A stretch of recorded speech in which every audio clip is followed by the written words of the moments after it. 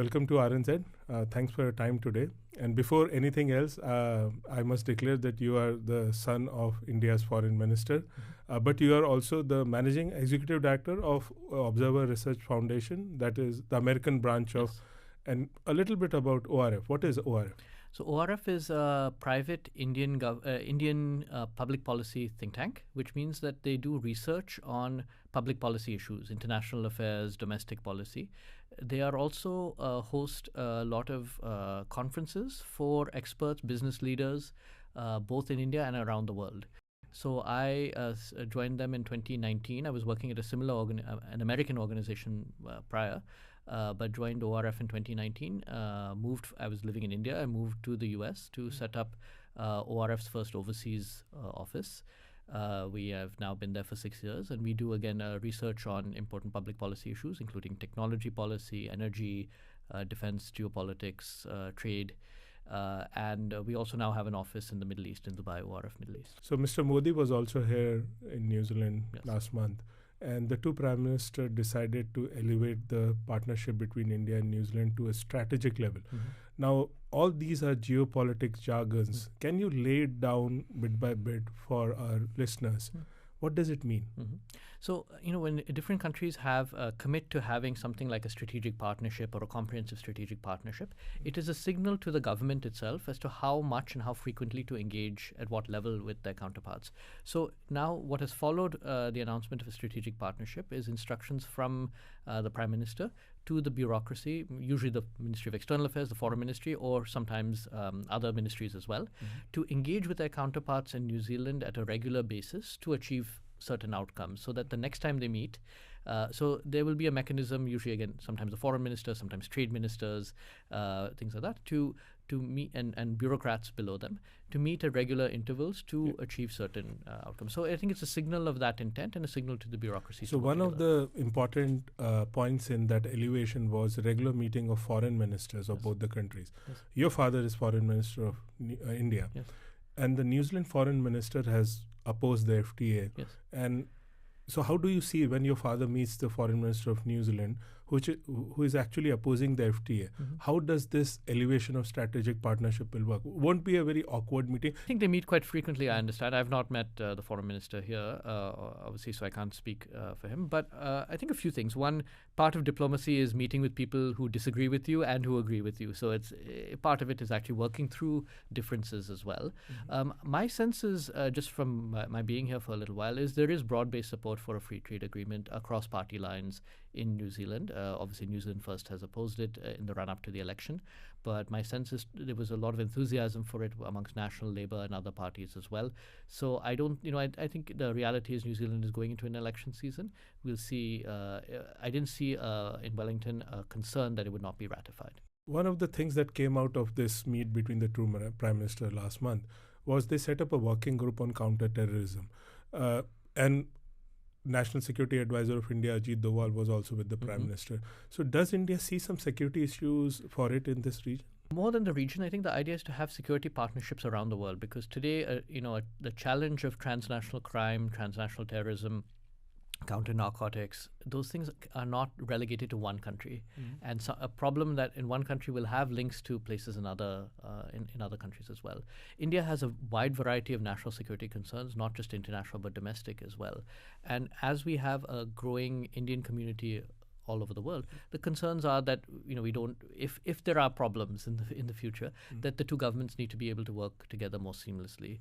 We've had some difficulties, for example, in India's relations with Canada, to a lesser degree with Australia, and they've now been managed. But it took, and I think partly having these joint mechanisms is a way to mitigate that, so that in future these any challenges that may happen are dealt with appropriately by the two governments. Can we say FTA? We'll come to the trade part of the FTA in a bit, but can we say that FTA is more about is not so much about trade? It's more a geopolitical statement by India? No, I think it's a combination thereof. I think in this day and age, we can't completely separate economics and strategy. They're very tied together. I think the reality is we're in a world which is in great disorder. We have growing competition between the US and China. And yet all of us, whether it's India, whether it's New Zealand, whether it's other countries, depend a lot on the US for market access. And yet the US is putting tariffs on everyone. and depend a lot on China for supply chains and in some cases exports as well. So it makes sense, I think, in this very disorderly world for India, New Zealand and others, Europe, Japan, Australia, others, Canada, to start working more closely together, to deepen their trade ties, deepen their security relationships, so that because we're in this transitional world, to stabilize things. So, of course, now we come to the trade. An obvious benefit for New Zealand is the great market that India has, the middle class. But people in New Zealand are still not very sure why India wanted to do this FTA with New Zealand. So, what's in it for India to have a free trade agreement with New Zealand? I mean, I think a number of things. I think we have a strong and growing people-to-people connect. So there is, mobility provisions there. We have already 300,000 people of Indian origin in New Zealand, a lot of students. So educational opportunities are there and hopefully growing. That's one aspect. I think second is trade, particularly commodities. New Zealand is a big exporter of agricultural products, and whether it's apples, wool, even mineral metals. So I think we'll see a growth in those exports. I think that those things will happen organically. But there are other things I think to look at. But what will India sell to New Zealand? Oh, a lot. India's manufacturing sector is growing. So whether it's petroleum products, we've seen rising oil prices. India is a major exporter of refined petroleum products, diesel, things like that. Imports crude oil, auto parts, and on automotive. You have a growing sector there. We'll probably have, in some cases, almost a doubling of capacity for auto production in the next few years. Electronics, growing number of smartphones being exported, assembled in India and exported. So I think manufactured goods will definitely is an opportunity, and New Zealand's looking about to diversify. Petroleum goods as well? I think so, as well. Some of that is happening already, but I think we'll see a growth. A two-way investment, whether it's investment in port infrastructure here. India has grown its port capacity by 50% in the last decade. It has set up 90 new airports. So there's been a big infrastructure boom in India, and that has a potential. You now have very competitive and world-class infrastructure companies now emerging in India. Inbound investment from New Zealand into India. So I think looking at pension funds, superannuation funds, investing in India. Creative industries, sports. We're celebrating 100 years of India and New Zealand sports this year, and India will be hosting the Commonwealth Games in the future. So I think there's a lot of capacity for creative Something industries. about the services sector as well. India's services sector want to get into New Zealand market. I think a little bit. I think there's a little bit more flux, and I think the question of market. I know like Infosys has a big presence here already, so you have those kinds of services. But as we move into more AI adjacent technologies, there are new kinds of opportunities. I should mention space is another area where New Zealand has globally competitive space companies, so does India. There's a lot of room for complementarities there. What about India's growing influence in Indo-Pacific? So India already has this Pacific Island Forum, right, where India regularly, the PM meets the President and Prime Ministers of the Pacific Island. And New Zealand obviously has a strong influence in Pacific. So is somehow India thinking of leveraging New Zealand influence in Pacific through this agreement? So India has, quite modest investments and development aid in the Pacific countries. They do, again, not as regular, but occasional summits. Last one was in 2023 in Papua New Guinea, where Prime Minister Modi met with the leaders of 14 Pacific Island countries. India has 8 projects in many of them, Fiji and Papua New Guinea being the 2 largest, but then now growing in some of the smaller countries. And obviously, New Zealand has a big presence in these places. So working with the New Zealand government in coordinated projects, joint projects. Some of these are to humanitarian assistance and disaster relief, some disaster mitigation. As we have stronger this year, we'll have, because of El Nino, stronger cyclones and tropical storms. India has a record of supporting countries in that effort. Solar production and solar development. Something called digital public infrastructure, which is India's payments system and UPI identification system. There are active attempts underway now for India to export some of that to, and there's a need for it in some of these Pacific Island countries as well. So there are a whole range of training programs as well. So India is already doing a little bit. Obviously, can do a lot more and do a lot more. But you didn't mention China. Is it a counterbalance to the I think that's what China did with Cook Islands and everything? Yeah. So I think that's a very narrow way of looking at it, because the fact is China has much deeper pockets pockets, and China does other things well. There are certain areas that China can be very competitive in that India cannot be, and vice versa. So I wouldn't look at it simply as competition with China. I think, there are other reasons India is interested in this. Not least because the support of 12 sovereign UN member states in the United Nations, and beyond the Security Council for other initiatives that India would like, other global initiatives that India would like. So, obviously India has interests like that, but I think the reality is also much more modest, and India is working a little bit. They announced the US, Australia, India, Japan, the Quad countries announced a joint port development project in Fiji. They've also had a joint 5G open telecommunications network development in Palau. So there are initiatives like that India can do jointly with other countries, including possibly New Zealand. You say that India's statecraft is not new. We lost our way a little bit during the colonial period, but we have been looking at the East. So Indian government 30, 40 years back started a Look East policy, Look East policy, and the Modi government has carried it. So does this Indo-Pacific strategy that India is pursuing is part of that legacy? I would see it as a continuation of that. India, I'd say look at it in three phases. One, India had a prior cultural phase before independence. So if you go to, if you travel today to Cambodia or Indonesia or Vietnam, you see a very strong Indian cultural imprint there. The biggest temple are Angkor Wat, right? Angkor Wat is the largest Hindu temple in the world. Indonesia, Bali is still a Hindu majority country. There was a Champa community in Vietnam, which was also, but whether it's Hinduism, Buddhism, other, you have, the language, the scripts of Southeast Asia all came from India, right? So there's a strong cultural imprint. As you mentioned, we lost that a little bit during the colonial period. It was disrupted. In the 90s, there was something called the Look East policy started by the Prime Minister at the time, Narasimha Rao. And that was really motivated by two things. Economic opportunity. India was liberalizing for the first time. India was seeking investment from East Asia. And also looking particularly at Northeast Asia and Southeast Asia. It was quite narrowly focused on economic engagement with those places, Thailand, Japan, China, Korea, Singapore.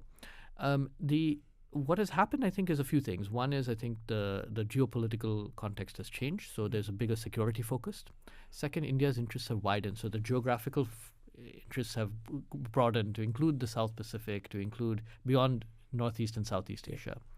And I think the urgency has also increased. So there's a much more focus on delivery rather than simply looking east, it's acting east, right? So I think acting east in the Indo-Pacific is a very deliberate policy. It has not always been easy. Sometimes it's 2 steps forward, 1 step back. There have been frustrations. One example I'll give you is a lot of ambitions to integrate more with Southeast Asia have been frustrated by the coup in Myanmar, which is the link, the bridge. It should be the bridge between India and Southeast Asia. So it's not always been easy. But I think that there is part of a concerted attempt. Big elephant in the room is President Trump. Yes. So we have talked about China, we have talked about Indo-Pacific. I remember very clearly after President Trump was re-elected, India's foreign minister said that there are lots of capitals in the world which are nervous, and New Delhi isn't one of them. But analysts now feel in the last 2 years, India and US relations are at their lowest in the last 20, 30 years. So that has brought the urgency that India is looking towards this FTAs and having security tie-ups across the world? I think a few things changed in India-US relations. Actually, at the start of the second Trump administration, Prime Minister Modi met with President Trump in February of 2025. Their meeting went very well. They were very productive. Actually, the two committed to doing a lot more together. Vice President J.D. Vance went to India in April of last year. Again, a lot more positive, working together. Things went south a little bit in May and June of last year after the clashes between India and Pakistan. And that was followed by tariffs, 2 rounds of tariffs that were imposed against India in August and later in September. In the last few months, we've seen a bit of a recovery. Prime Minister Modi and President Trump met in France recently. Marco Rubio, the Secretary of State, visited India. So I think we're starting to get things a little bit back on track. The Quad has met twice now in 3 months. And actually, at the working level, things have continued, in fact, deepened. So American companies are making massive investments in artificial intelligence infrastructure in India, about $70 billion of investment in the next few years. The two countries signed a defense framework agreement last October, again at a low point in relations, so they actually deepened their cooperation in defense. The US is one of the largest energy providers to India, both oil and gas. So despite the tariffs, which are a real issue, and declining public opinion in India of the US. So Indians express about a 45% approval rating of the US, down from 80% about a year or two ago. Big drop, and might even drop further. And the sort of, despite that political uncertainty, the day-to-day cooperation continues. So New Delhi is not worried that Washington is closer to Islamabad than it is to...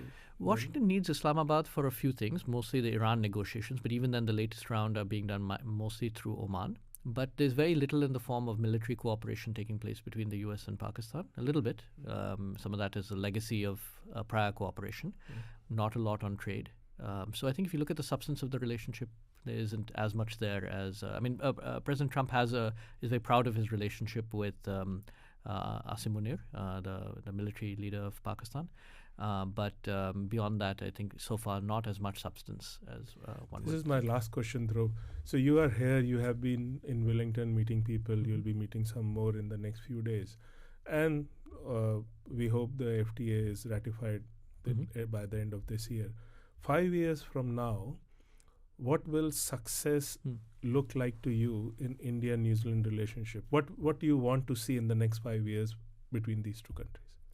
I think a more broad-based relationship, one that where there's more coordination and cooperation, substantive cooperation on security would be one ambitious objective. A more fully fledged people-to-people ties, which include maybe even potentially New Zealand universities setting up campuses in India. That would be, I think, there have been 8 Australian universities that have set up campuses. I think something to look forward to in the future. More comprehensive economic ties beyond commodity exports from New Zealand to India. That should hopefully grow, but beyond that, looking at services, inbound manufactured imports from India to New Zealand, balanced trade between the two. I think that would be a very successful story. And of course, maybe cooperation on regional and multilateral issues. New Zealand and India have often been on opposite sides on nuclear issues, for example, in the past. But whether it comes to, at a time when the international order is under stress, the more New Zealand and India can cooperate in regional and global institutions, the better.